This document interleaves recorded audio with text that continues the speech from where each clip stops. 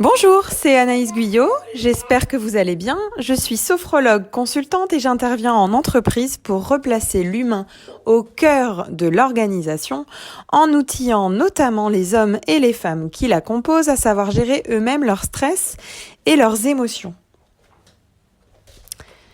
J'ai un scoop pour vous. Non, mon métier ne consiste pas à rendre le quotidien des gens que j'accompagne calme, rempli d'une quiétude, stable, serein. C'est un leurre, c'est un fantasme qu'on s'imagine. Il est dans notre nature d'être humain de traverser des émotions diverses et variées, parfois intenses, parfois plus douces, mais il est totalement normal et ce serait un leurre que d'imaginer ne plus traverser de peur, de colère, de tristesse.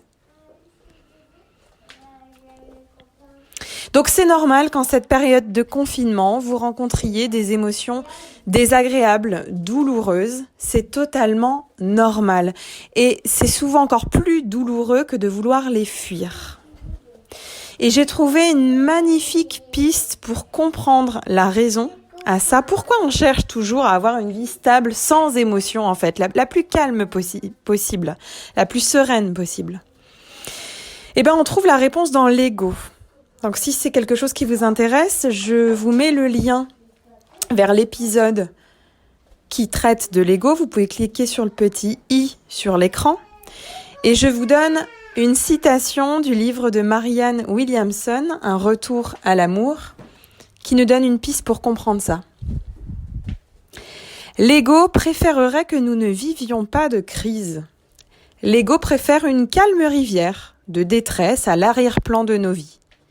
Jamais assez insupportable pour nous amener à nous demander si ce sont nos propres choix qui créent la douleur. L'ego préférerait que nous ne vivions pas de crise.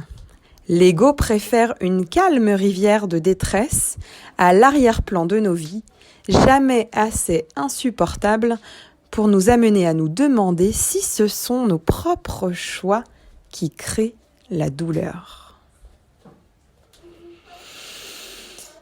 J'ai l'habitude de dire « laissez infuser cette phrase en vous, laissez faire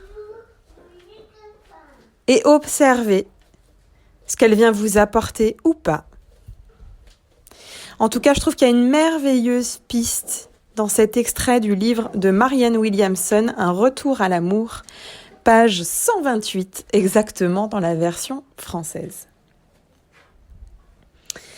Je vous souhaite de passer une très belle journée, prenez bien soin de vous et des vôtres et je vous dis à très vite pour la suite.